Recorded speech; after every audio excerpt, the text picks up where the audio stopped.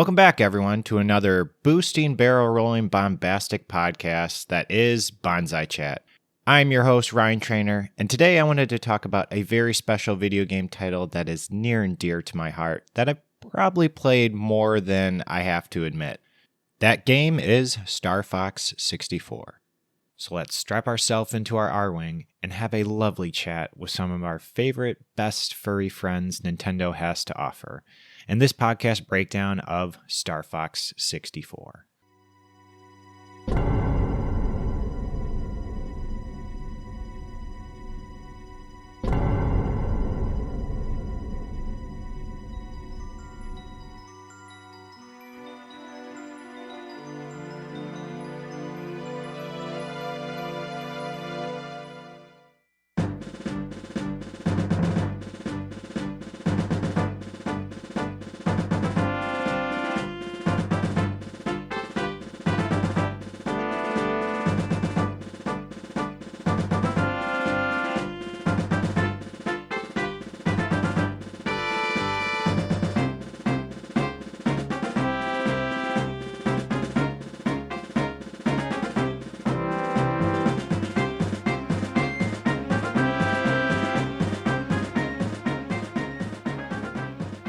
The year is 1996, and Nintendo has released their new console, Nintendo 64. A big deal, of course, for Nintendo fans to finally get into the next gen of gaming at the time, with hits like Mario 64, Wave Racer, Pilot Wings, all ready for people to play.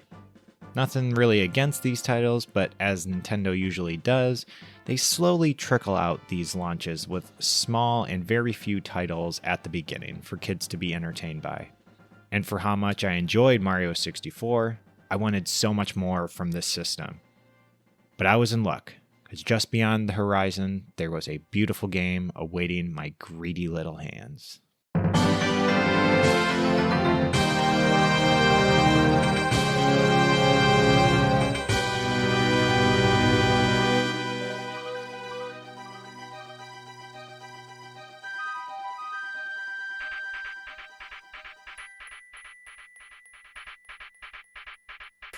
It's 1997 now, and I can't remember exactly how it happened, but I stumbled across a very weird Nintendo Power-esque VHS tape promoting their new game called Star Fox 64. We got a lot of new games coming out. Star Fox 64. Test pilot boy. You want to know about Star Fox 64, eh? Now, I barely remember the original Star Fox for the Super Nintendo. Besides just being very trippy looking, hard as fuck game, and just me and my friends making the worst impressions of their characters. So, as any kid would do, I popped in this video to see what it was all about. It had a very corny and funny story about Sega and PlayStation thugs kidnapping a Nintendo pilot to spill the beans on its new game. Yeah, this is all true, folks. I mean, check it out for yourself if you don't believe me. It's all on YouTube. They even went all Scorsese's Casino on the poor plumber boy, Mario. Or else, plumber boy here gets What are you guys doing with Mario? No! Leave Mario out of this. As the nasty thugs slowly get the squeeze out of the Nintendo dude, he shows them the game that they've been working on, and they are amazed at what they see. Well, at least that's how I felt when I first saw this. Star Fox 64 was an amazing sight for me to see, especially coming from a game that I never really was into. This rail shooter, fast-paced, space fighting game was everything I wanted and more. It was a game I had to play. It was a game I needed to play. And once I got my hands on a copy, I was not disappointed.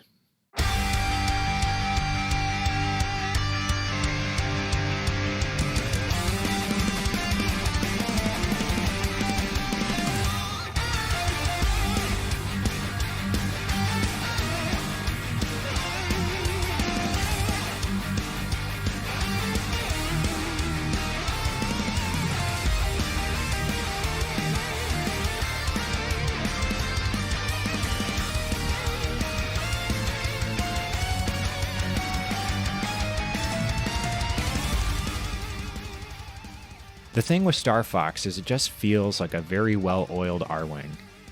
With fun levels to explore, so many secret and hidden paths to find, which gives the game very great replay value, and a cast of characters that are just so fun and full of personality, with some of the funniest lines that are hard to forget. Do a barrel roll! Star Fox has you play as the main character, Fox McCloud, as you and a team of your furry friends go up against the powerful Andross to save the Laylat system from his dark, sinister grip.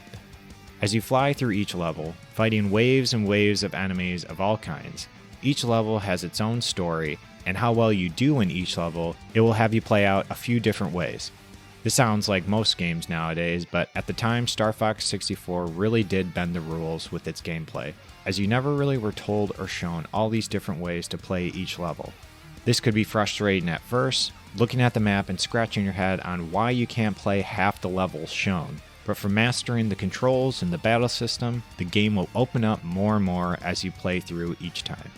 I can vividly remember the first time stumbling onto the Battle of Katina, which is basically the mission that is referencing the final battle from the movie Independence Day, which I might add, this one level does a better job than the actual ID4 game.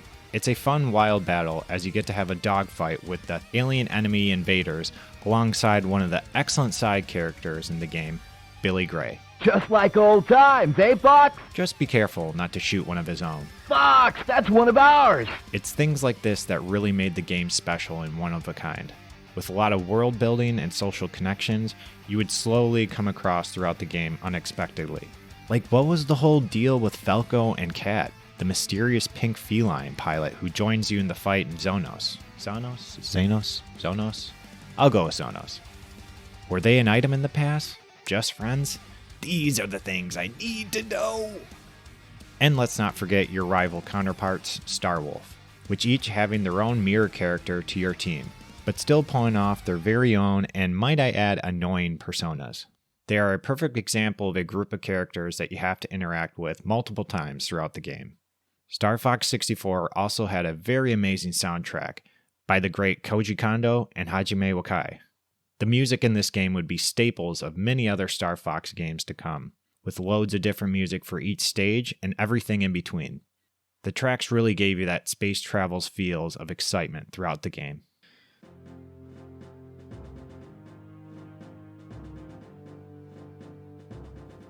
The sad or maybe puzzling part about Star Fox 64's timeline is this was a flash in the pan for video game standards. The game hit critical acclaim on its release, and also had a very nice remake for the 3DS in 2011, which was an amazing feeling to finally be able to play this game literally anywhere. But even then, since 1997, there's only been about 5 games for the furry team, and they all... It's awful. Have you ever made a great sandwich with just the juiciest type of meat that you wanted? Fresh lettuce, some nice sharp cheese, with a delicious sauce to top it off, while it's toasted to perfection? Now, to do that all again, you would use the same steps, right? Of course you would. You would think Nintendo would understand this too, but no. They wanted to take all the deliciousness in your sandwich and stick a big old turd right in the middle. Okay. Calm down. Let's take a deep breath here. 1, 2, 3, 4, 5. Sorry, listeners. I get a little heated about all this. If you do not know, the next few installments of the Star Fox games, for some reason, wanted to do everything else but make a fun, interesting space fighter game that we all know and love already. Instead, we get to walk. Yes, you heard me right. Walk. Walk with dinosaurs and beat them with sticks in Star Fox Adventures. Jumping back into the R-Wing to jump back out with a rocket launcher in hand in Star Fox Assault. To the first handheld Star Fox game, Star Fox Command, we get timed missions and a shitty story about how Fox can't talk to women, or other foxes. That are women? Yeah, I guess that's right. And Star Fox Zero, where we have to learn 2 types of controls. Oh, and we get to fly the slowest drone in video game history. Whee! That sounds fun. And let's not forget Star Fox 2, Yes, the second game. A game that was all ready to go in 1995, but put on ice and for players to wait till 2017 to play this Super Nintendo game. Yay, that's exactly what we wanted. Great timing, Nintendo. Now I digress on this whole rant, and I might be a bit harsh on these games for personal reasons, but that's just me. They didn't do all wrong, there are plenty other awful games out there. And I give them credit, they were trying to do something with the Star Fox games. I think the main issue for all these games does stem from my beloved Star Fox 64, I hate to admit. Now this is just a thought, like this whole podcast is, but hear me out. The introduction to the Rumble Pack and being on a brand spanking new N64 helped Star Fox sales and did make it a lot more fun as a little add-on to the game. This is the Rumble Pack. If you take a look at these other games, they were really trying to focus on the hardware at hand for the game, when they should have just looked at the game itself.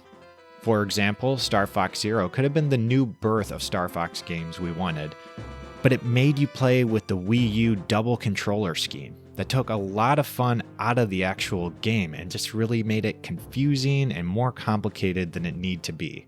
And they didn't even bother to give you a choice in this matter. You had to play it this way. Choices are good, remember. Maybe I'm a bit biased on all this, and I'm sure a lot of people do like these other games that I'm talking about, and that's cool. For me though, I just miss defending the Laylat system with my furry friends, hearing their silly ass quotes from time to time, and trying not to kill them along the way. Will this be the end of the Star Fox games? I think not, because Star Fox is still a big presence in the Nintendo world in one way or another. And even though it's a Nintendo 64 title from the late 90s, people still do love this game. I know I'm not the only one out there. And as long as I have a place to play it, I'll be fine. I guess in the future, I'll just be waiting in my R-Wing, flying through space, waiting to hear the call from that droopy dog General Pepper for the next adventure to come. Star Fox, we are in your debt.